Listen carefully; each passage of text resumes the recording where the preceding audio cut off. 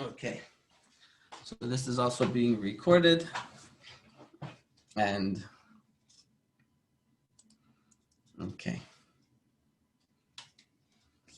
Before we actually begin tonight's lesson, I want to share with you that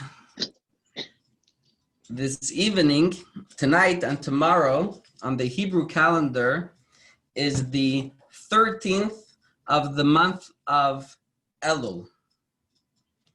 And for me personally, it's a very special day because it is the yard site of my grandfather, my maternal grandfather, my mother's father. Um, his name was Rabbi Yehuda Sputz. He passed away 12 years ago, and tonight and tomorrow marks the 12th yard site. So first of all, I'd like to, with your permission, I'd like to dedicate our Torah study here tonight to the honor and to the merit of my dear Zaidi, Rabbi Sputz. And I can tell you that for two reasons, tonight's class is definitely appropriate to be dedicated to my Zaidi's honor. First reason is because my Zaidi dedicated his entire life to teaching Torah. He was a Holocaust survivor. He grew up in Vienna, and he survived the war via the Kinder transport, a infamous ship that sailed from England to Canada. And after being in some type of prisoner camps in Canada for close to 3 years, him together with many other Jews settled in Montreal. And he was a chassid, a follower of the previous Chabad Rebbe, Rabbi Yosef Yitzchak of Lubavitch. And my grandfather, together with one of his brothers who lived in New York, who lived in Montreal, they were very close. And my great uncle started to go into business to sell diamonds, to become a diamond merchant. And he was doing well. And he invited his brother to come join him in the business. So as a chassid, he didn't go ahead and make the decision on his own. So he went to the previous Rebbe and he asked the previous Rebbe if he should join his brother in this business venture. And the previous Rebbe told him that a ud mutzo me'esh, a coal that was saved from the furnace, as in if you merited that you were able to survive, and from his parents were sent to the camps, you're from the few who are lucky to survive, then you should dedicate your life to rebuilding that which was destroyed. And the previous Rebbe encouraged my grandfather to go into Jewish education. And that's what he did. So from the 50s all the way through the 90s, when he retired from his official job, he was a second grade or first grade teacher in the Lubavitch Yeshiva for over 40 years, as well as teaching in the Beit Yaakov girls' school for many, many years. And even after he officially retired from being a teacher, he still would study Torah with many people in the community. And he was a very special, he was a sophisticated person, an elegant way of life. And personally, our family, I was very close with him because growing up, my parents lived in a duplex. My grandparents lived on the lower floor, and our family lived on the upper floor. And we even had a staircase within the house itself where we would be able to go downstairs. And every single day, my grandmother, unfortunately, she passed away very young at the age of 67. And my grandfather was 10 years older than her. And he lived after my grandmother passed away for 10 years. And every single day I would come home from school, I would go downstairs to say hello to my grandfather. Every single Shabbat after my grandmother passed away, my grandfather would have the Friday night Shabbat dinner together with us. And being able, so number one, I know how much he cherished studying Torah on his own and teaching Torah to others, that I'm sure it's a great merit for him, and he derives much nachas that tonight his grandson is studying Torah together with all of you, who I can tell you that from his many children and grandchildren who have Chabad houses, he cherished each and every one of us and our communities as his pride and his nachas as well. So he, I'm sure, has tremendous nachas from all of you. I'm just going to quickly move my screen to show you a picture of him. This is, let me see if it moved. See, did it go there? Not yet. Let's see. So this, the gentleman in the front with the walker, this was my Zaidi in his later years. And he always, to the last day of his life, he always wore a tie and cufflinks. He was a real sophisticated person. And even when, in his later years, when he would walk with a walker, he always used to refer to it as his Cadillac. And used to say it was his 1 horsepower Cadillac. He embraced it with humor and with joy. And this is this was my Zaidi, Rabbi Shputz. So that's number one. And another thing I can tell you why this topic is very appropriate, because the coming of Mashiach was very, very dear to him. Every day he anticipated, and he did whatever he can. And every single Friday night he would raise his glass and say L'chaim, that Mashiach should come. So studying Torah and about the topic of Mashiach on my Zaydi's yahrzeit is definitely a special experience. So L'chaim to all of us, that we should merit to be reunited with all of our loved ones who have passed on, so that we won't have to observe yahrzeits to bring merits to their souls on high, but they'll be with us here on earth in person. So L'chaim to all of us.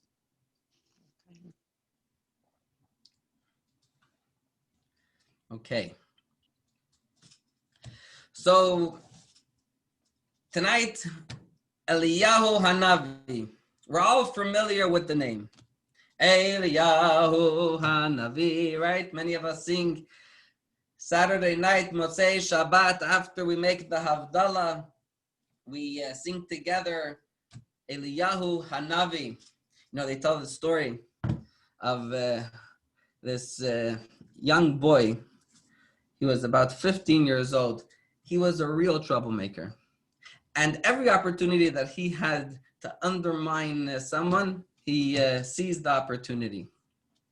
So his family was getting together for the Passover Seder, the whole extended family, his grandparents, his aunts and uncles, cousins, friends.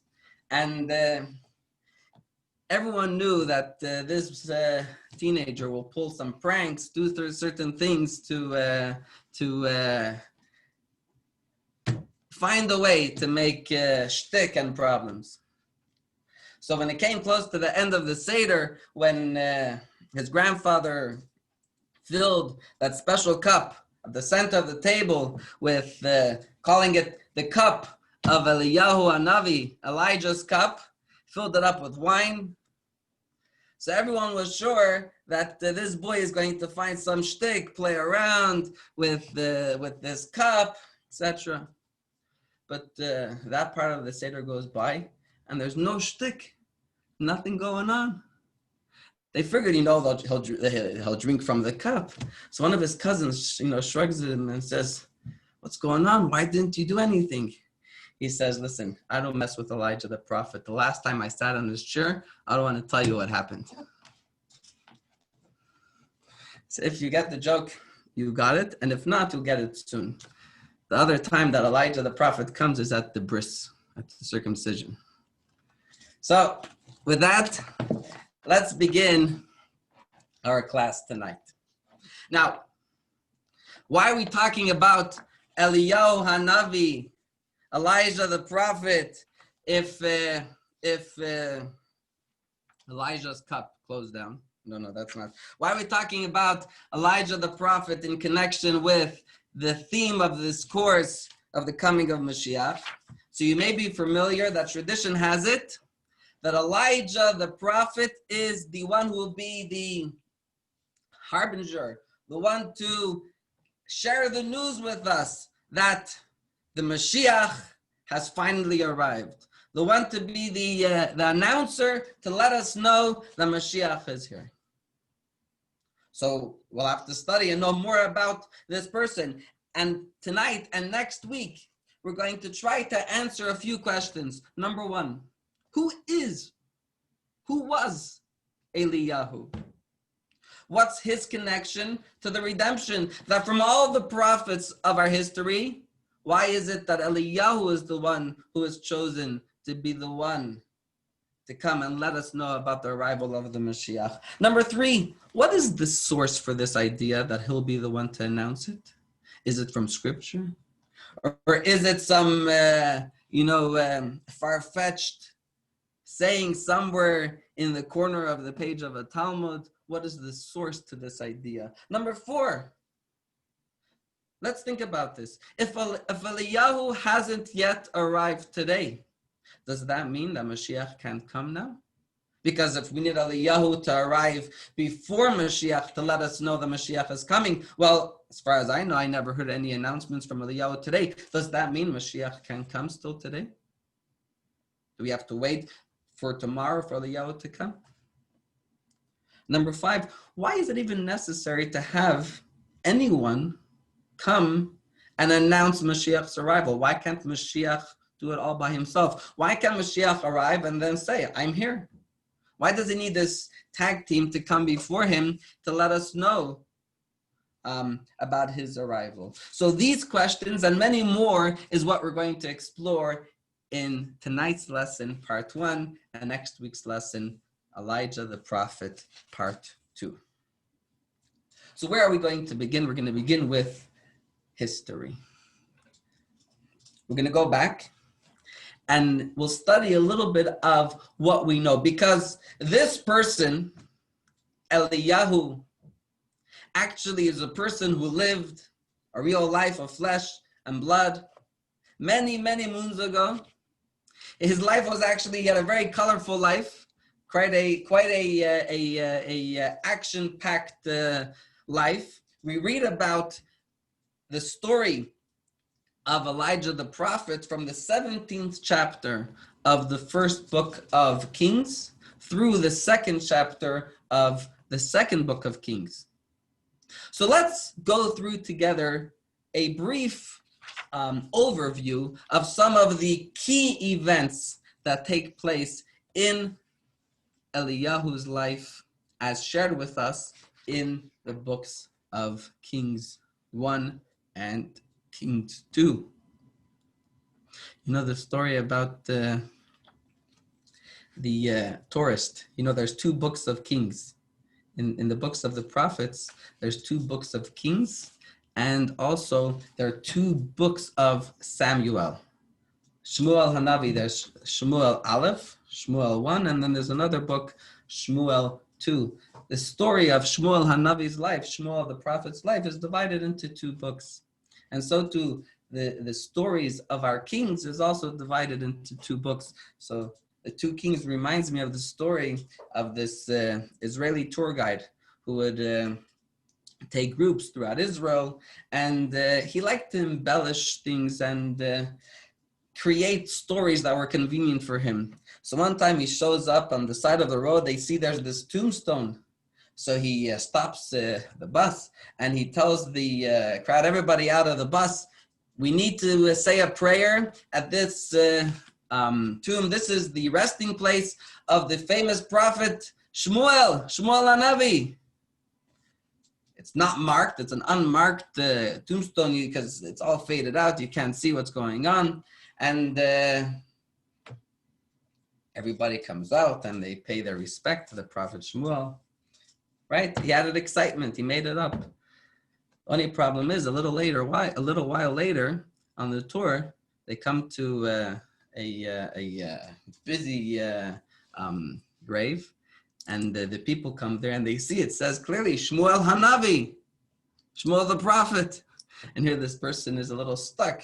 He's gonna, here there went his cover of being a reputable and a legitimate tour guide, and we'll see that he's Stam Hakachainik, making up stories as he goes along. So he's thinking quickly what he's gonna do, and he tells everyone, listen.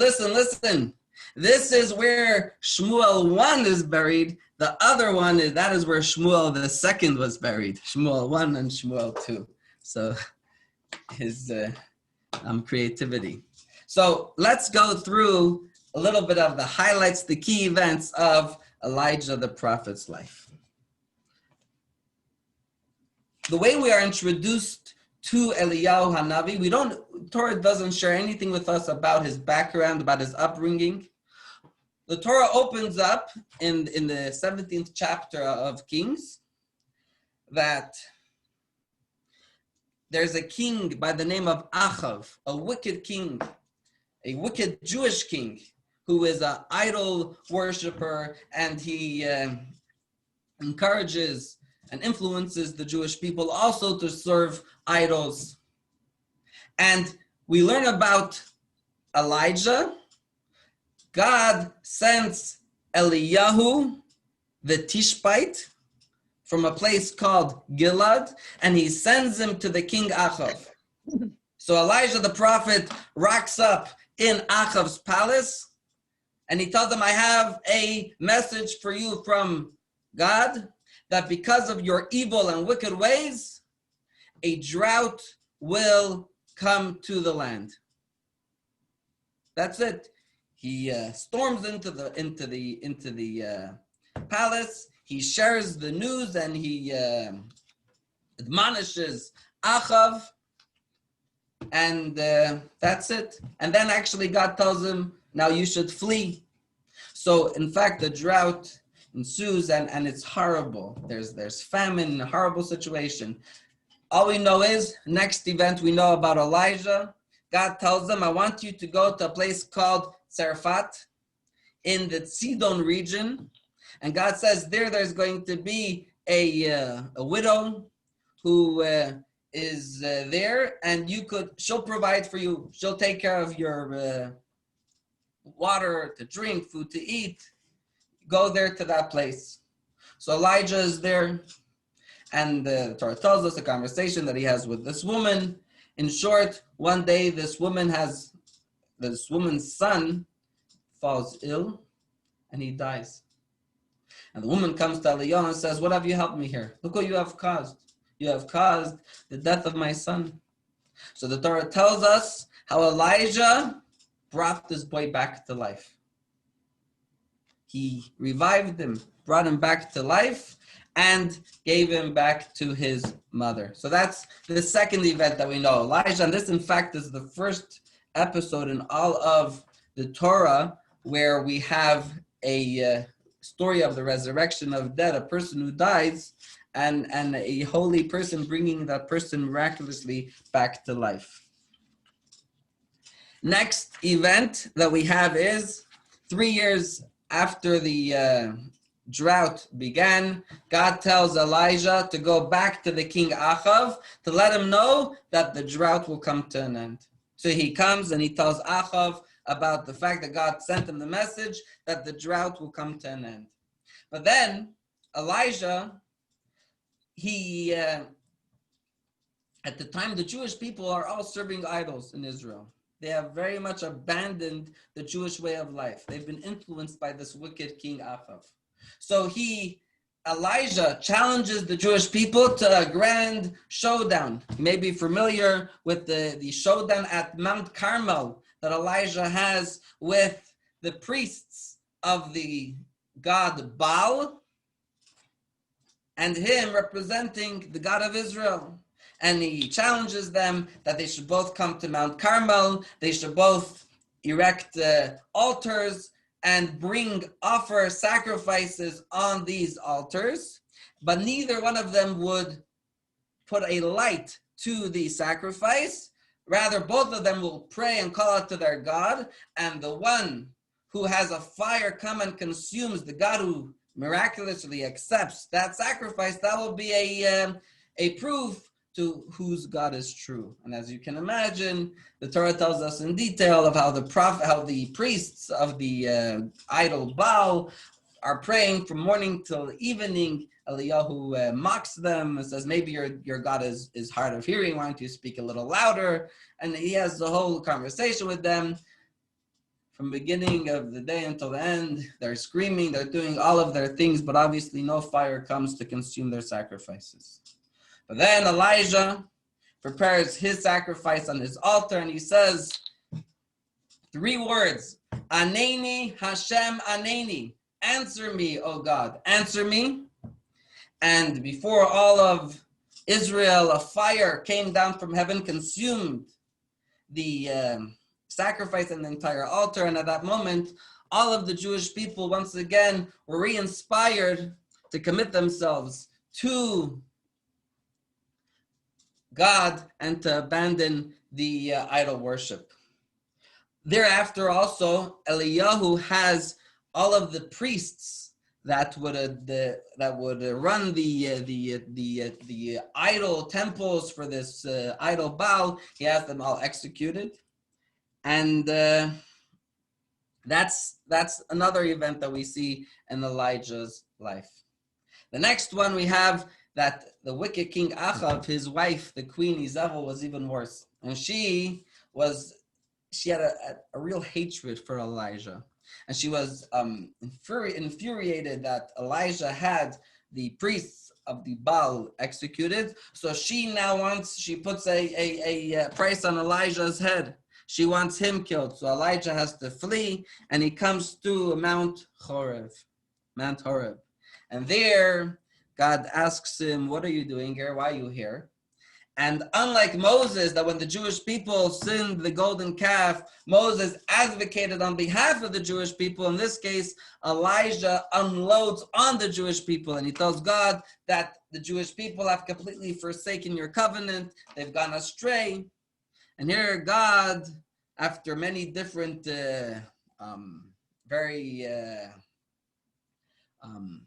storms and wind and fire, all different things that happen, God tells Elijah that don't speak about my children that way. And God tells him gives him specific missions. And one of them is to appoint his student Elisha to be able to be his successor. Now, perhaps what's most famous story about Elijah is the one of the end of his life. What's the story? Let's read the story together. Text 1. This is how in the book of Kings we read about when Elijah, I can't say died, because we'll read the story and we'll hear what happened. Okay, so text 1. Let's read this together. Here you have Elijah and his student Elisha are walking together. And they come to a river. They come to the Jordan River. So and Elijah took his mantle and rolled it up and struck the water. And it divided to this side and to that side. And they both crossed on dry land. And it was when they crossed that Elijah said to Elisha, ask what I shall do for you while I am not yet taken away from you. And Elisha said, please let there be a double portion of your spirit on me. So Elisha, who is Elijah's student, asks that he should have a double spirit of what Elijah had. And he said, you have made a difficult request. If you see me taken from you, it will be so to you. And if not, it will not be. So what happened? So here we have the continuation of what happened. And it was that they were going, walking and talking, and behold, a fiery chariot and fiery horses. And they separated them both. And Elijah ascended to heaven in a whirlwind. And Elisha saw, and he was crying, my father, the chariots of Israel and their riders. And he saw him no longer. Now he took hold of his garments and rent them in two pieces. So this is the story of how Eliyahu HaNavi, how his life here on earth came to an end. Unlike all other people who their souls are separated from their body, and their bodies are then interred into the earth, and their souls go up to heaven. Elijah, he went up to heaven with his body. He never physically died, as the Torah, this is from the book of Kings, where a fiery chariot with fiery horses came down from heaven, and Elisha sees how Elijah goes onto this chariot and ascends to heaven that way. And that is what we know from the scriptures about Elijah. So what we know, let's have here's a quick summary of the stories that we just read. What's going on here? Jumping around. Okay. Elijah the prophet. Elijah has a colorful backstory in scripture, portraying the image of a passionate prophet of God who stood up to the evil regime of his time. Famously, he ascended to heaven alive and never died. So that is the first part of what we learned, right? When there's this evil, wicked King Achav, he storms into his palace and he admonishes him and he tells him that a drought is about to come. When the Jewish people are serving the Baal, he challenges them to a showdown to prove the authenticity of God and the falsehood of the idols. Torah also has other encounters where he has clashes with the King Achav. And we also see how he is very bothered by how the Jewish people are forsaking the ways of God and the Torah and its mitzvot. And we learned of how he ascends to heaven with his physical body. Now, there's actually a little more about Eliyahu. In addition to what we learned,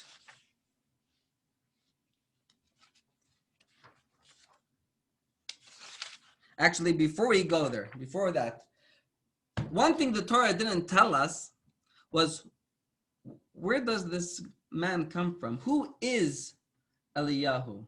Who is this person? Right? All we know is that he is a Tishbite. Eliyahu, the Tishbite from Gilad. What tribe is he from? What was his upbringing? The Torah doesn't share anything with us. But the Talmudic sages and the sages throughout the ages share with us some fascinating pieces of information about Eliyahu's background. In fact, the Midrash shares with us that there was a debate between two sages. One sage was of the opinion that Elijah was from the tribe of Gad. Another sage said, no, Elijah is from the tribe of Benjamin, of Binyamin. And the Midrash shares with us that Elijah himself came and revealed himself to these two sages and told them that he is a descendant, he is from the children of our mother Rachel. So you tell me, if he is a descendant of our matriarch Rachel, which tribe is he from? Is he from Gad or from Binyamin? Whose mom Binyamin. was Rachel? Very good, Binyamin. So he actually affirmed he resolved this dispute that he's a child of Rachel. That means he was from the tribe of Binyamin. However, you may be familiar with this. There's actually also another tradition that Eliyahu that appears as the prophet in the times of Achav is actually someone who we learn about in the books of the Torah. He actually is someone who lived in the times of Moses. There's an opinion that Eliyahu, in fact, is Pinchas. Have you ever heard of Pinchas? Pinchas the Zealot. Who's this Pinchas? In short, the Jewish people are being negatively affected in the desert by the Midianites. And one of the leaders of the tribes, from the tribe of Shimon, a man by the name of Zimri, he comes before Moses and all of the Jewish people and says, you see this woman? She's a princess, a Midianite princess. And he says, Moses, I don't care what you think, what you have to say. I'm actually going to have intimate relationships with her. And before everyone, he goes into a tent and does his thing. A desecration of everything that Moses and the Jewish people and the Torah stands for, and he's there in front of everyone.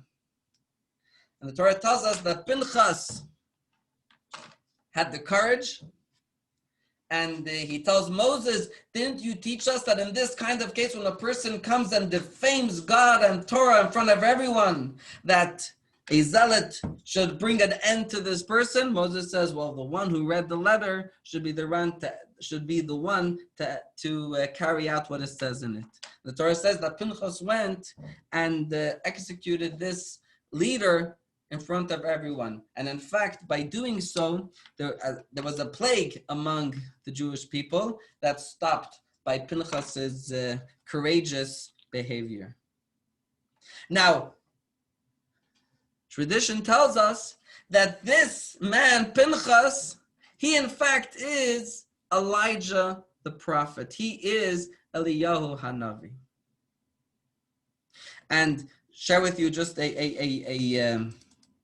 we see this where this is explained. This is from one of the Talmudic texts from the Midrash. Let's read this together here.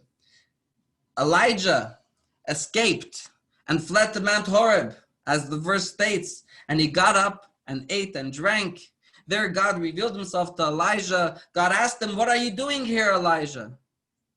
So Elijah said, I have been zealous for God. Right after he executed the priests of the Baal idol, he ran away. God said, what are you doing here? So he says, I've been zealous for God and they want to kill me. So the Medrash says that God said, you have always been zealous. You were zealous in Shittim, to stand up to promiscuity. As the verse states, Pinchas, the son of Elazar, the son of Aaron the priest. And here too, you have been zealous. So the Midrash says, when Eliyahu uses the word kano kinesi, a double expression of I've been zealous, referring to two times. Previously, as Pinchas, when he was zealous to stop the plague and the promiscuity that was being done by Zimri. And here again, the same thing with the Baal idol worshippers. Now, you may be thinking, the math doesn't add up. How old was this guy Elijah? If he was around when Pinchas, right? Pinchas was one of the people who left Egypt, or was born. Pinchas is the grandson of Aaron the priest. That means Elijah, when he appears to the king Achav, was he 500 years old?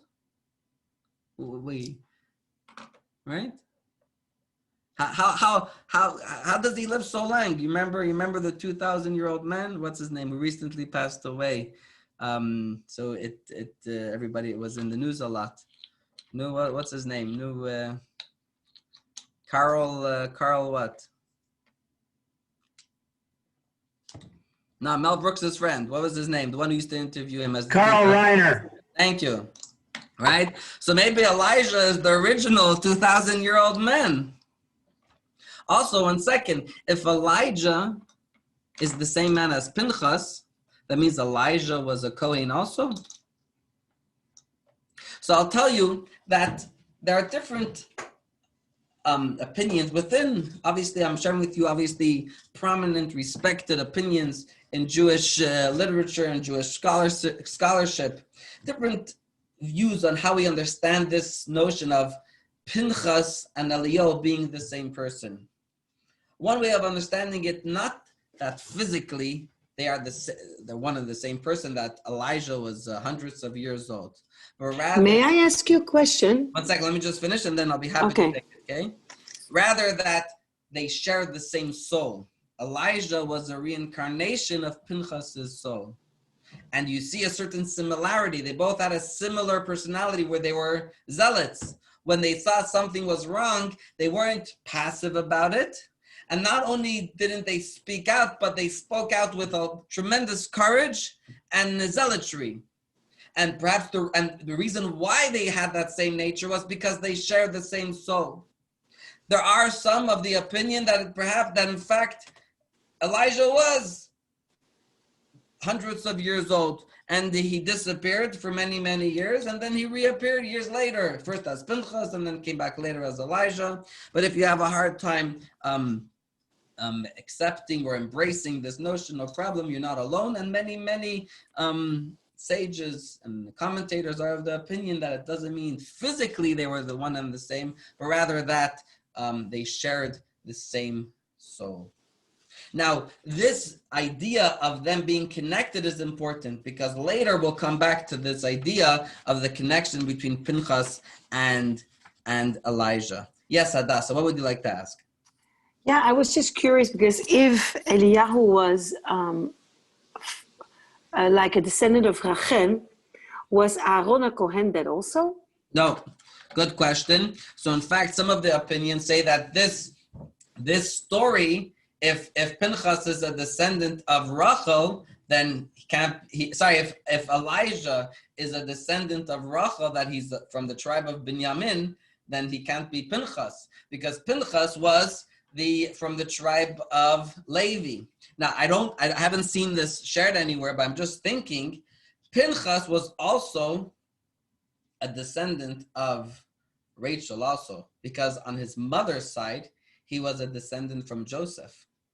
So perhaps when Elijah said that he's a child of Rachel, not necessarily did he mean that his tribal affiliation is with Binyamin, rather his tribal affiliation is with Levi, but he's a descendant from his mother's side from Rachel. I made that up. I didn't make up that Pinchas's mother was from Rachel, but from Joseph, but that these two midrashim can coexist that way, I haven't seen anywhere. But the fact that you could find different opinions, fine, it could be that this opinion that Pinchas and Eliyahu are the same person, if it's physically, then it's a different opinion than that which is shared in the midrash, the story of Eliyahu coming and saying that he's from Binyamin. But it seems like, from my understanding, which is limited, that many are of the opinion that it's not the same person physically, but rather that it's the same soul. Now, so that's a little bit of background, that perhaps now we know a little bit about where this Elijah comes from. He's from the tribe of Binyamin, and he's connected to this personality, this person by the name of Pinchas. If you'd like, actually, a way to understand how Pinchas could, if Elijah is Pinchas himself and he's that old, after Pinchas carried out zealotry of taking out that promiscuity, the Torah tells us that God told Pinchas that as a reward for what he did, Hineni notein lo, I'm going to give to him my covenant of shalom, my covenant of peace. Now, there are different ways of understanding what that means. One understanding is I'm giving him the covenant of peace, that the angel of death will not be able to have any effect on him.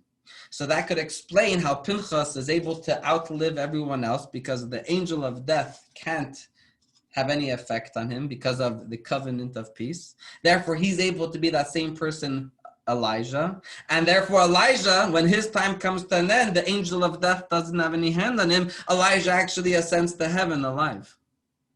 So that's actually the Seforno, the great commentator on the Torah, shares that as one of the explanations to God's reward to Pinchas, which can explain, weaves through the story of Pinchas being Elijah and him going up to heaven with alive. Now, as we know, there are two other times that we know Elijah shows up, in addition to what we know in Scripture, right? Elijah comes to every Brit Milah. In fact, it's actually in the Code of Jewish Law, it tells us that there's a custom that when there's a Brit Milah circumcision, there should be a special cheer that is called the cheer of Eliyahu Hanavi. And when you place the child on that chair, you should say, this is the chair of Eliyahu the prophet, being remembered for good. What's the connection between Elijah the prophet and the bris? The answer is, one of the answers are, that when Eliyahu Hanavi ran to Mount Chorev and told God that your people have forsaken your covenant, God said, I don't want you to speak that way. You say that the Jewish people have forsaken my covenant? Well, I'm going to send you back to every single time that the Jewish people do fulfill my special covenant with them of the circumcision, so that you could see, don't speak that way about my children. They haven't forsaken my covenant, and they are still very much committed. So Elijah comes back every single time to see for himself and take part in the fulfillment of that special covenant of the circumcision. And as I mentioned earlier, another special time when Elijah comes, obviously in these cases it's not in body but in soul, is at the Seder. And we have the fifth cup. Now, at the Seder, there's a mitzvah to drink 4 cups of wine. 4 cups of wine are corresponding to 4 expressions of redemption that God uses when speaking of the salvation from Egypt. But in fact, if you look closely, there are 5 expressions of redemption. So why do we only have 4 cups? So one of the reasons are because the fifth expression is, and I will bring them into the land. Bringing someone somewhere, but then them leaving is not really called bringing them. If you bring them, they got to stay there. So God didn't fully fulfill that part of bringing us into the land. When will God finish that promise of bringing us into the land? That will be when Mashiach comes, because then all of us will return to the land of Israel, but never to be exiled again. So that 5th cup, the fifth expression of redemption, is not so much connected to the exodus from Egypt that we're celebrating on Passover night, but very much connected to the future redemption that we are hopeful God will bring about very soon.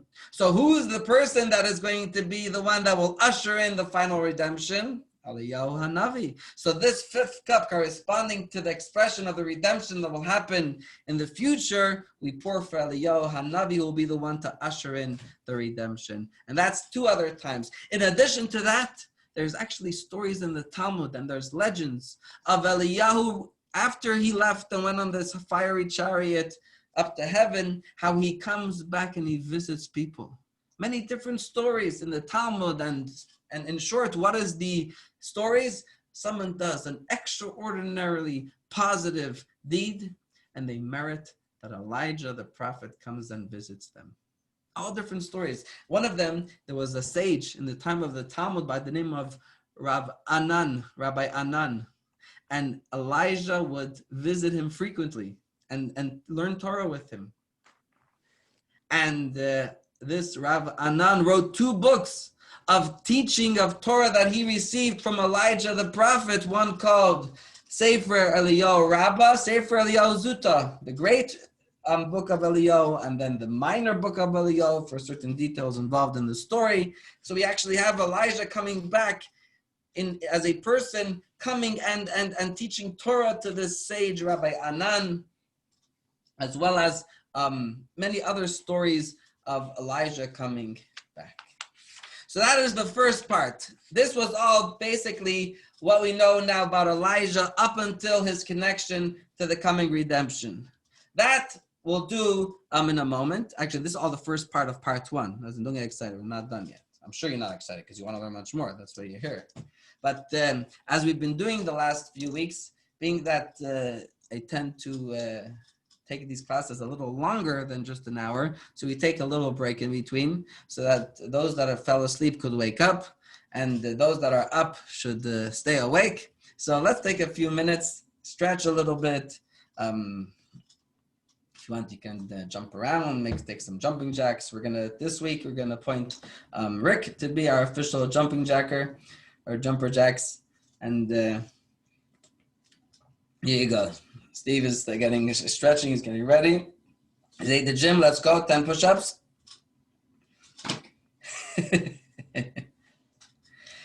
Think of it seriously, get up a little bit, you can walk around, and we'll start in another 3 minutes. Yes, Alan. If Eliyahu was the designated announcer of the Mashiach, by what you just mentioned, maybe he doesn't have to reappear to make that announcement. If somebody like him in spirit or soul who is living could be that person. So if the one approach is that, one thought is that he didn't appear 500 years apart, but people of same character or soul or spirit were like him, then maybe that sort of person is going to be the person, and he doesn't have to reappear. Good, very good question. You're saying there's precedent to this notion that Elijah, there's the real Elijah, and then there's the spirit of Elijah. So when we speak about Eliyahu being the one to announce the coming of Mashiach, does it have to be he himself reappearing, or could it be someone who carries his spirit? It's a good question. I haven't seen anything on that. But either way, whether it is he himself, or someone who has the same spirit, we still have to understand number one, where does this idea come from that Elijah himself or someone connected to him has to come, and why specifically him from all of the prophets? And the next week we'll learn more about what he's going to do, what he's going to accomplish, when he's going to come, etc. But definitely a very valid observation. Can I also ask a question? Yeah. So if Eliyahu went up to Shemaim alive, and he is still coming back to earth every so often, so I assume he's doing something with his time, right? Do we know what he is doing with his time? No, I tell you this much: I've never met him. At least not that I know of. It could be there's certain people that met Elijah and they didn't know it was him. But I can guarantee you one thing: he's not wasting his time. I'll tell you, if he's not, there's two options. If he's being sent on a mission here on earth to reassume his physical entity, so then he's fulfilling his specific mission that he's being sent to. If not, so then he's in Gan Eden doing what all of the souls are doing in Gan Eden, and they're basking in the glory of God, studying Torah, as a soul is able to do without the limitations and the confines of physicality, and being able to experience and the reward for their life, for their work here on earth. So souls don't waste times. Bodies sometimes waste times. Yes. What was unique about Elijah is that his body was so elevated and so refined that it was almost elevated to the level of a soul, that his body was able to ascend to heaven. And that's unique. Two people, him and Chanoch. Chanoch is one of the people in the generations between Noach and Avraham. Is that why we have it as a Jewish name? Eliyahu, yeah, people are No, named Chanoch. Yeah, Chanoch also, yeah, it's a book. It's a name from the Torah. It says that Chanoch ve'einenu, he's not here anymore because God took him. It doesn't say that he died. But it's interesting because it's not like then that it means if he was from before Avraham Avinu, he wasn't Jewish, yet it is a Jewish name. Yeah, but There aren't very I many tell of you, if you those. merit that your name is a word in the Torah, you're pretty good off. True. Like Hadassah, your name is in the Torah.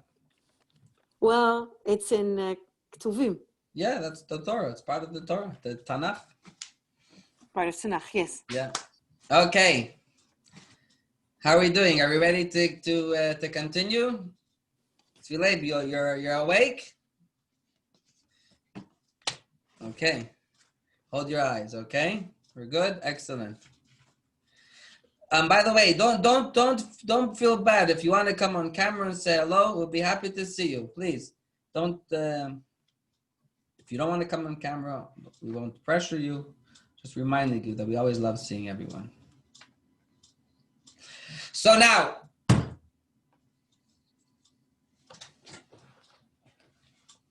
Elijah coming to be, how do you pronounce the word? Is the word the harbinger? Is that the way you pronounce it? It just sounds funny. The harbinger of the redemption. Exactly.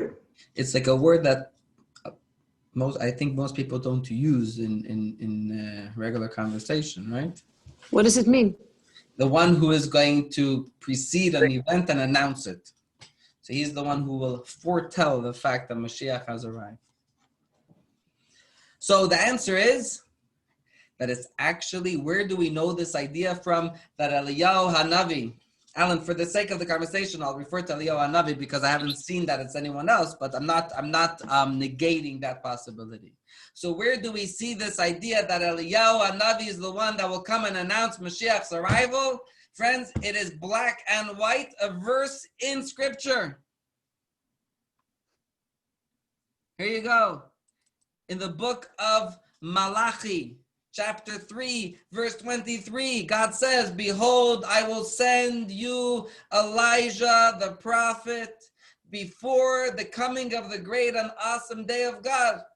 Very clearly stated. Says it in scriptures. God says, "I will send to you Elijah the prophet before of that awesome day." What is the awesome day? Referring to the day of when Mashiach comes.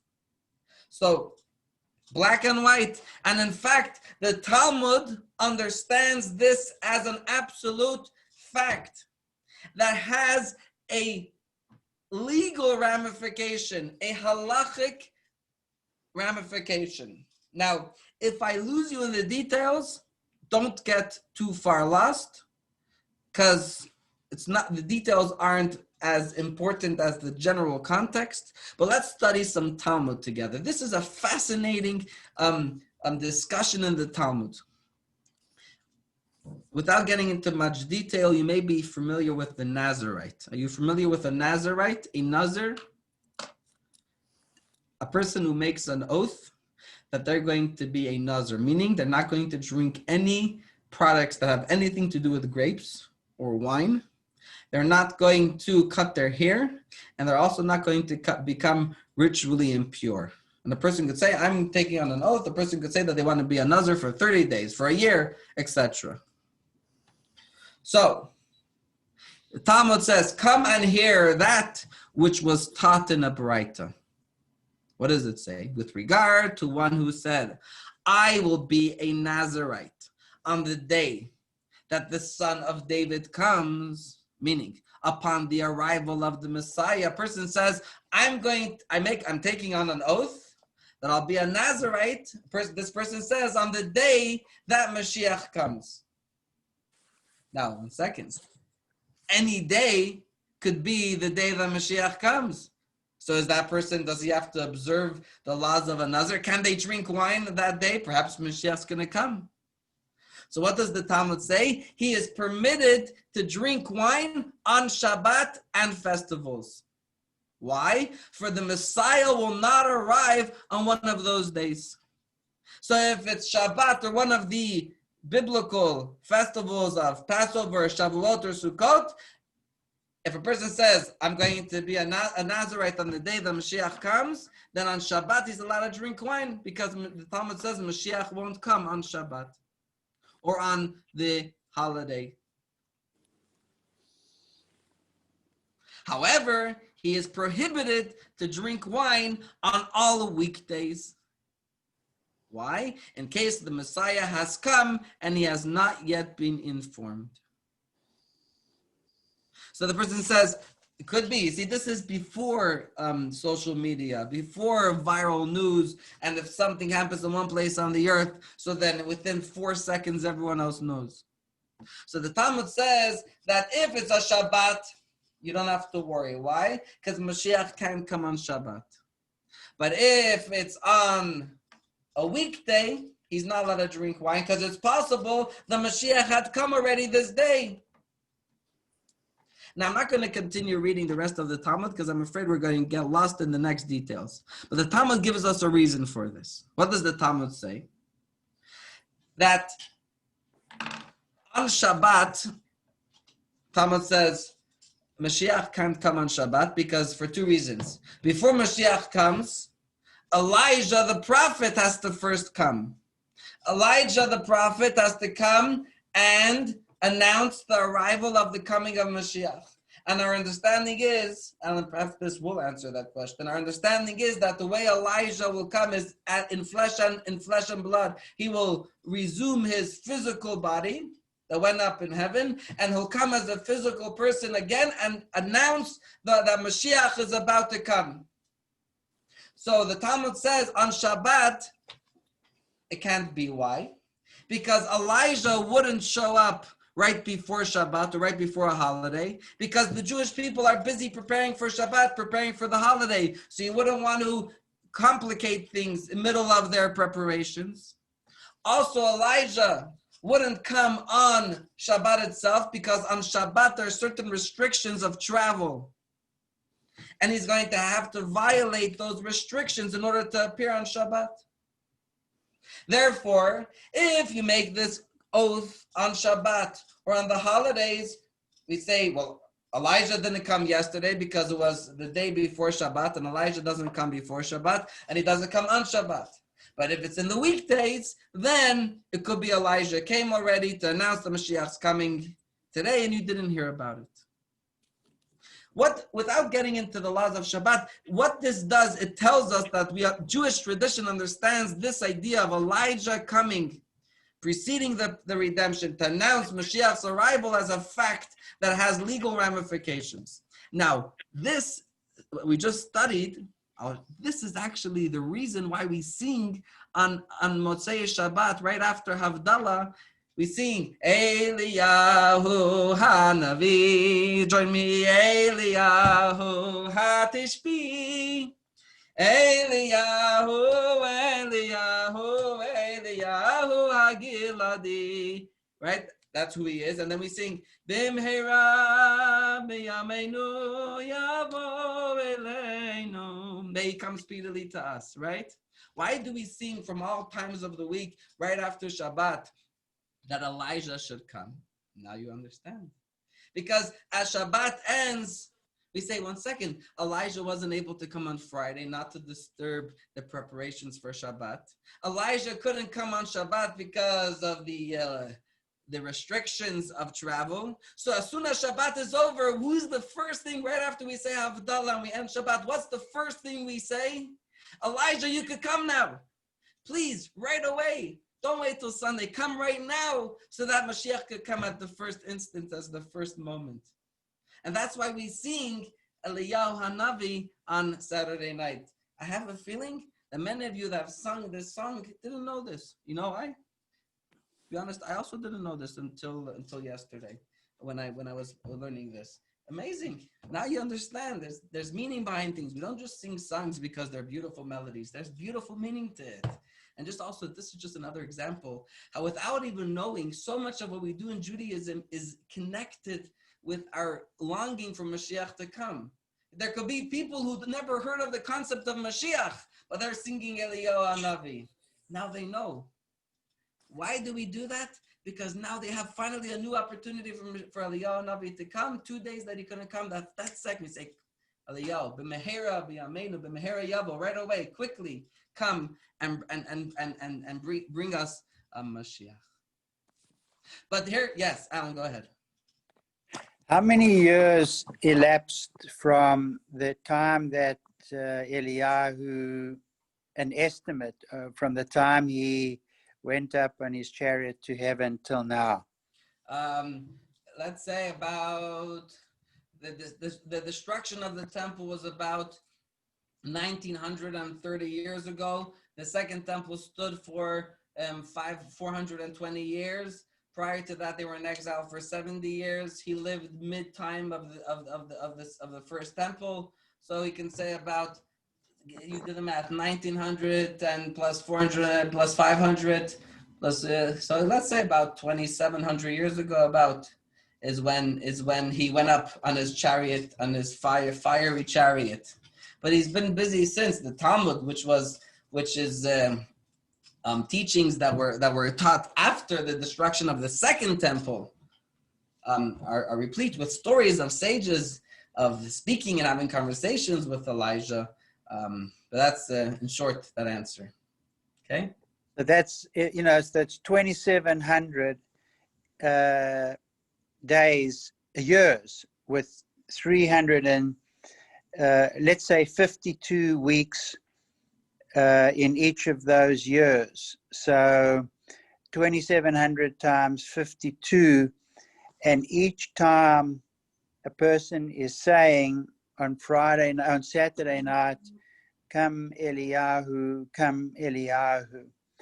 So if the Jewish history is replete with requiring God's demonstration that something happens with a visible sign, like a plague or whatever, a thunderstorm or a burning bush, why isn't there something, if the Mashiach is going to come after 2,700 times 52 times that this has been said? Why isn't there a sign? Why isn't there, I mean, it sort of takes away one's hope that it's ever going to be, because it hasn't happened in 2,700 times 50. Very good question. So number one, this is not since Elijah passed away, when left, because he was living in a time when the Jews were living in their commonwealth in Israel with a temple. And then after the destruction of the first temple and they were exiled to Babylon, they were redeemed and they went back up and there was the second temple. So this time of it's 1900 years about since, but 1900 is also very long. So to be honest, the first two lessons of this course this is one of the things we spoke about. The first lesson was about what needs to happen for Mashiach to come, and we actually spoke of certain things that whether it's a miraculous event or a gradual natural event, these things are long underway. And last week we spoke about the negative events that prophets speak about, the war of Gog and Magog. So the answer is that these other things that we hear about from the Torah that can happen before Mashiach's coming are happening, have been happening, and the signs very much are pointing to his God willing imminent arrival. So the answer is, it's a very good question, and the fact that we have those things is what strengthens our hope to his arrival. And how that is so, I'll be happy to share with you what we at a different time what we learned the last 2 weeks. Okay. All right, thank you. Very good. But I like your question because it's practical, because the point of this course is to be able to make Mashiach a reality in our life. So if what we're sharing makes it far-fetched, then it's missing the point. So now, the only problem is, it sounded strange what I was saying.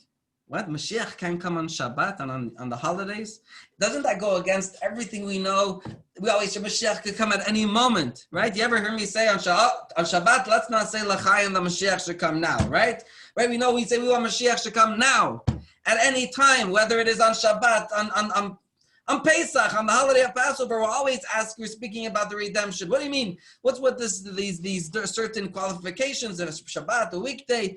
And even though in our prayers we say how we have faith that Mashiach can come at any moment, Maimonides sets it as a fundamental. B'chol yom sheyavo. I believe at any day he could come. He doesn't exclude Shabbat or the holidays. So what's going on?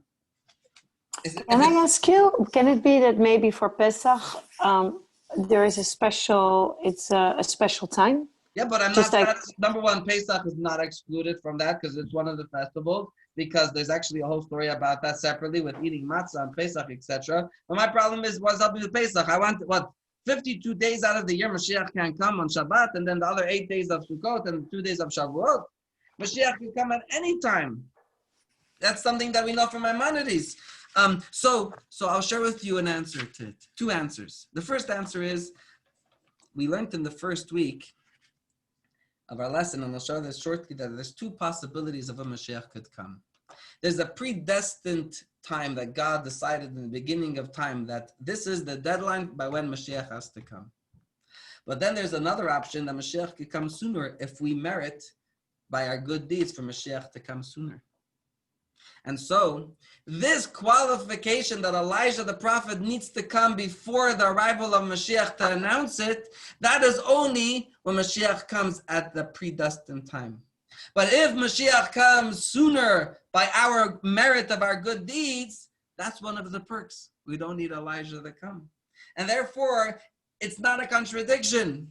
It's possible that Mashiach could come on Shabbat because maybe Shabbat, that day is not the predestined time. It's possible that we will merit through our good deeds on that Shabbat, Mashiach should come, and then Mashiach comes instantaneously, even without Elijah the prophet coming.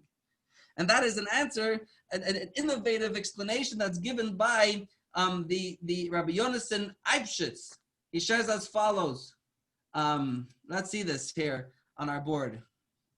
Text 8.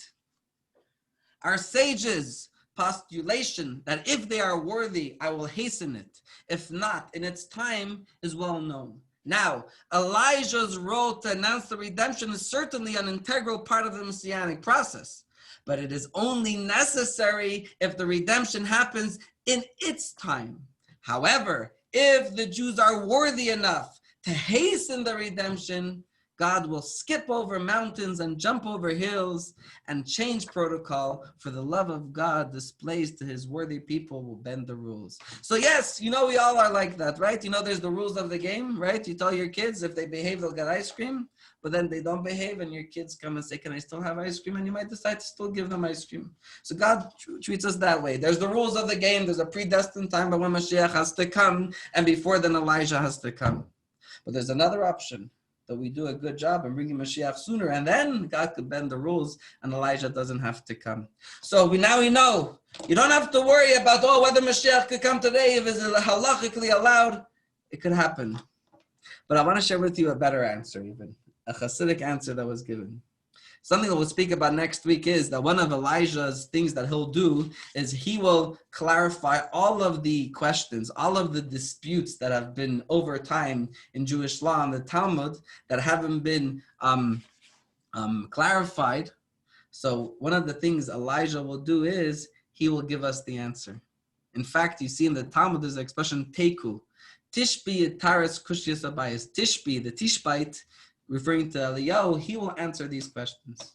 So the expression was that someone would say, because there's a great Rebbe, or the Rebbe would say this many times on that Mashiach should come today, speaking on Shabbat around the festivals, and the Rebbe would follow up. And although you may ask, how could it be Mashiach should come today if the Talmud says he can't come on Shabbat? Okay, so we'll add that to one of the lists of questions that Elijah has to answer when he comes. Let it come today, and he'll clarify how is it that he was allowed to come halachically. So if you're worried about, how could he come today? Let's focus our energies. He could come today and leave the problems. Let Eliyahu figure out how to figure out that it was legal for him. We don't have to hold him back, God forbid, for one more second. So that is about Elijah's coming. But now, the last point that we're going to discuss is what's the connection? Why him? Why Elijah the prophet? From all people, why him? And if you think about it, perhaps if you read his life story and that of his his predecessor in Saul, or his previous life as Pinchas, it seems to be the antithesis to what Mashiach is all about. The final redemption is all about what? Bringing peace to the world, right? Peace and harmony, right? There'll be no more war, no more famine, no more mistrust, no more jealousy. The world will be in a perfect state. you read about Eliyahu's life story, he doesn't seem to be the person that was very harmonious in his way of doing things. He was very much fire and brimstone.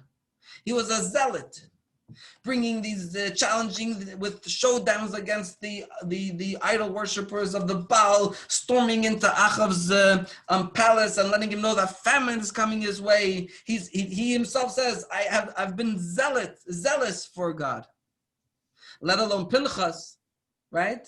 He sees that someone is defiling God's name and making a mocking out of everything that it stands for, with being promiscuous with this Midianite princess, and he stands up and he brings an end to it. It seems to be a far cry from what the era of the redemption is all about. But the truth is that really they're one and the same. This, I think, is a fascinating thing that will shed light on many things. You know, when Pinchas did his act of executing the leader of the tribe of Shimon, God tells him that as a reward for what you did, I'm going to give you my covenant of shalom, of peace. And again, you might say, you're giving Pinchas as a reward for what he did, his act of zealotry. So the reward for that is a covenant of peace. How is he about peace? And the answer is we have to better define and understand what peace is. Now, I know you might be thinking this because it also came to mind. What's going on over here? What type of way of life is this, that people go ahead and take law into their own hand, and execution is Judaism for capital punishment, and especially when it comes to ritual things? Is there a mitzvah? You should be killing people who marry out of the faith. So number one, God forbid. And in fact, if you joined us for our course a few years ago all about justice reform, you've learned that in fact Judaism isn't for the capital punishment as we have it today.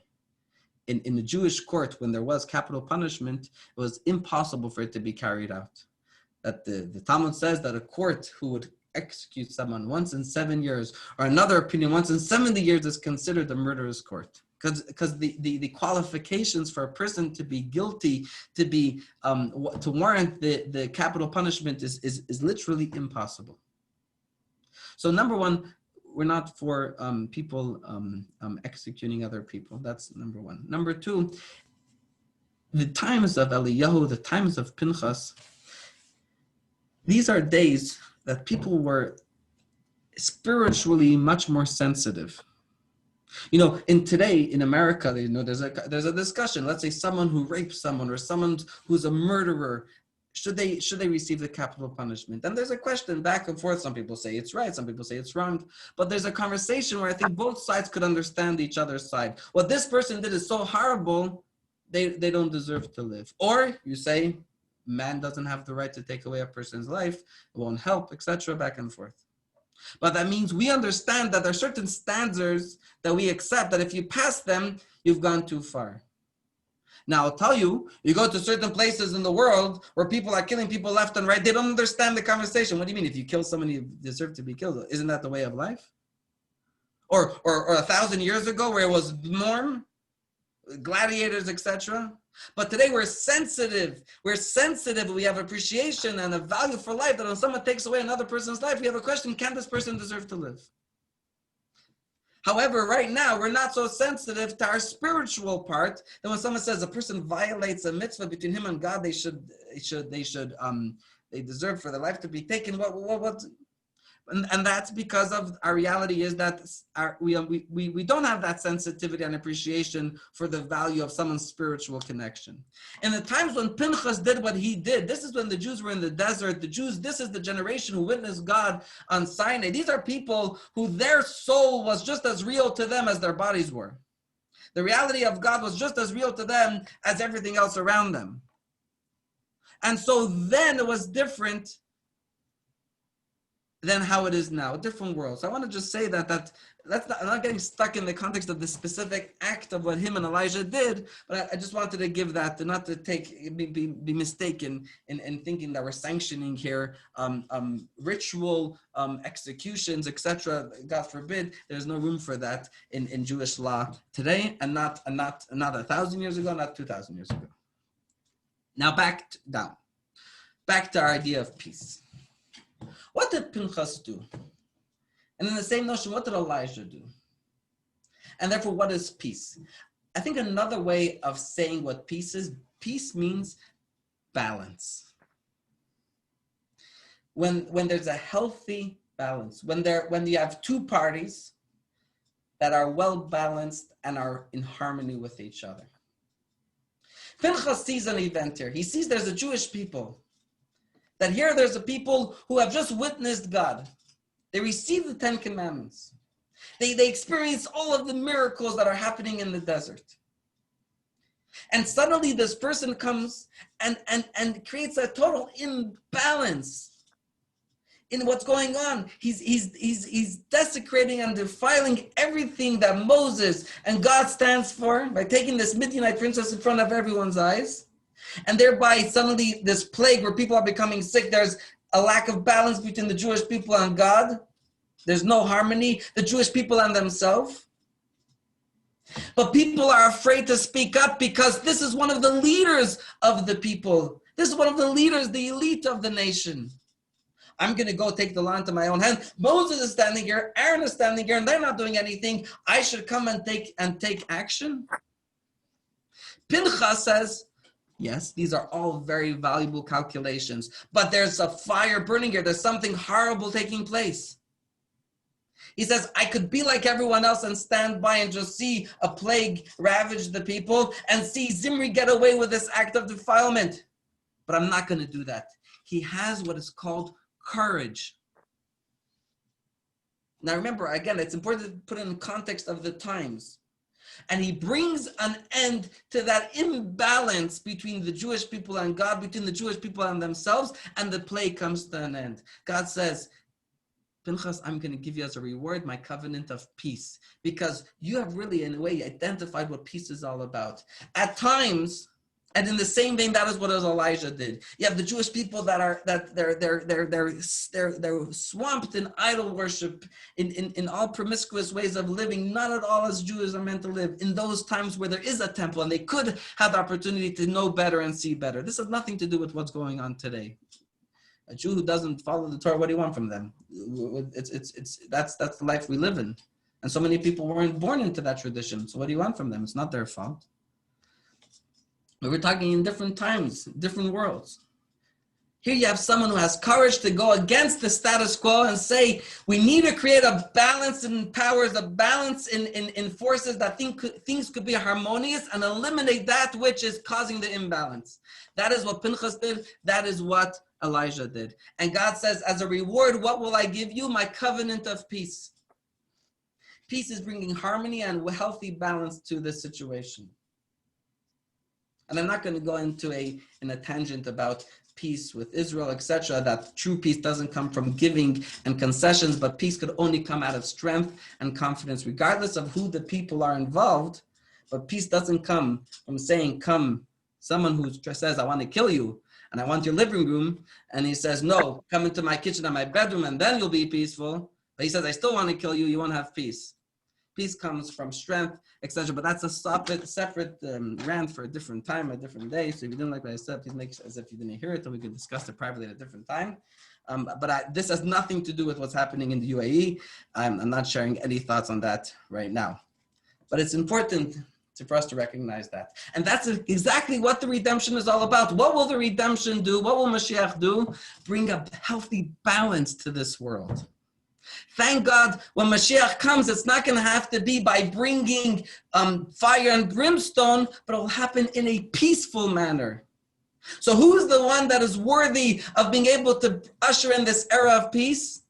The one who had the courage to do it in the past. Pinchas, Elijah, they're going to be the ones who, when it was difficult to do what they did, they're going to be the ones to do it when it's easier, when it could happen in a peaceful manner. And that's why Elijah and Pinchas are the perfect people. What does this mean for us, practically speaking? What can me and you do?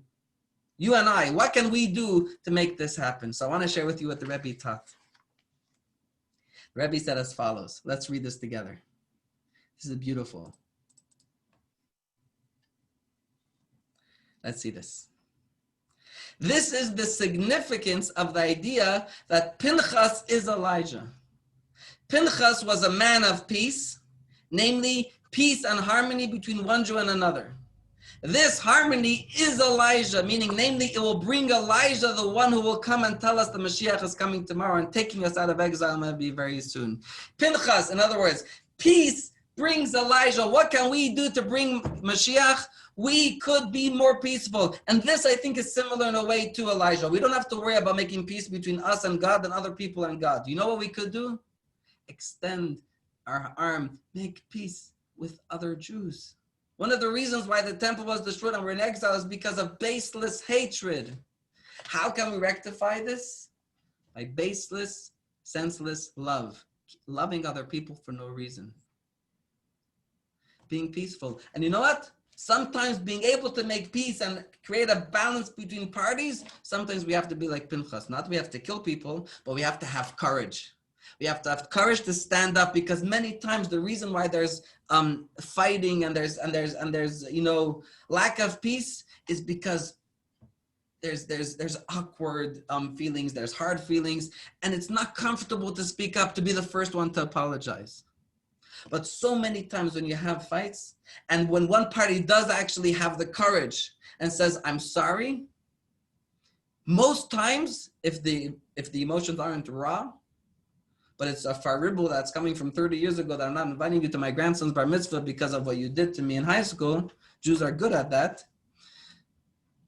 And most times, I would say either 9 out of 10 times or 10 out of 10 times, the other parties would accept, because people want to be happy, not necessarily want to be right. They had 40 years of being right? They said, I'll be miserable, but I'll be right.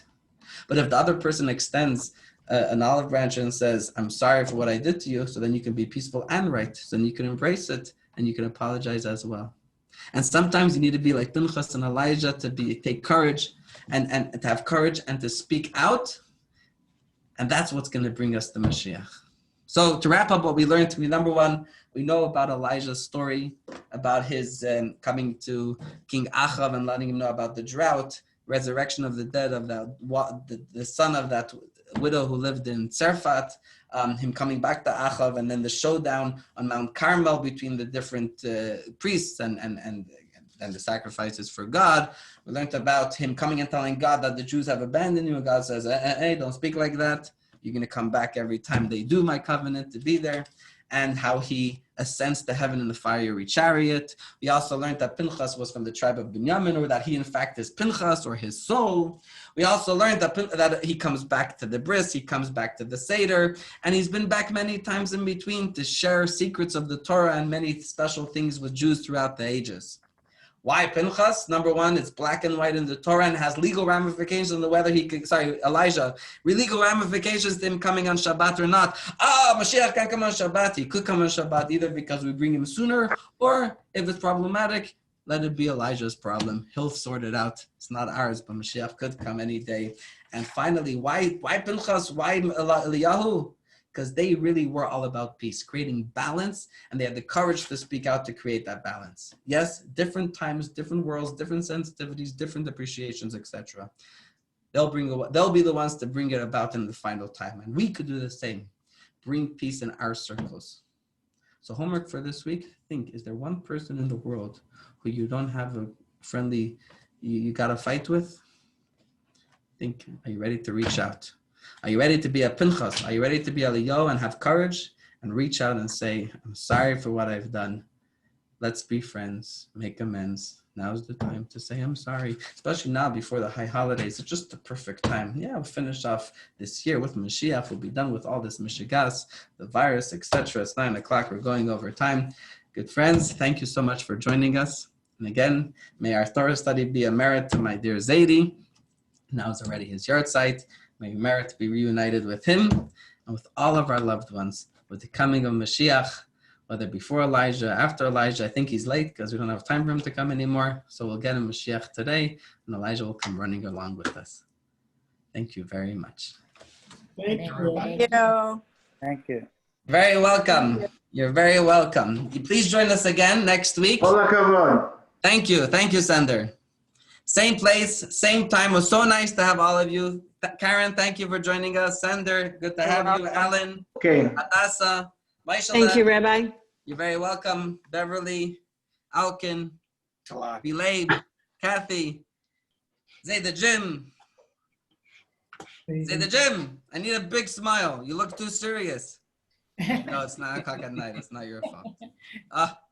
Beautiful. You just lit up my whole screen. Thank you. Very good. Good night, all of you. Good night. So nice studying together. Sender, Yes.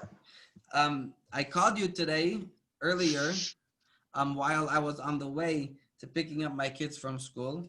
But then today was their first day of school, and then I was driving them home, and I was home with them, and I wasn't able to answer the phone at the time. So that's what happened.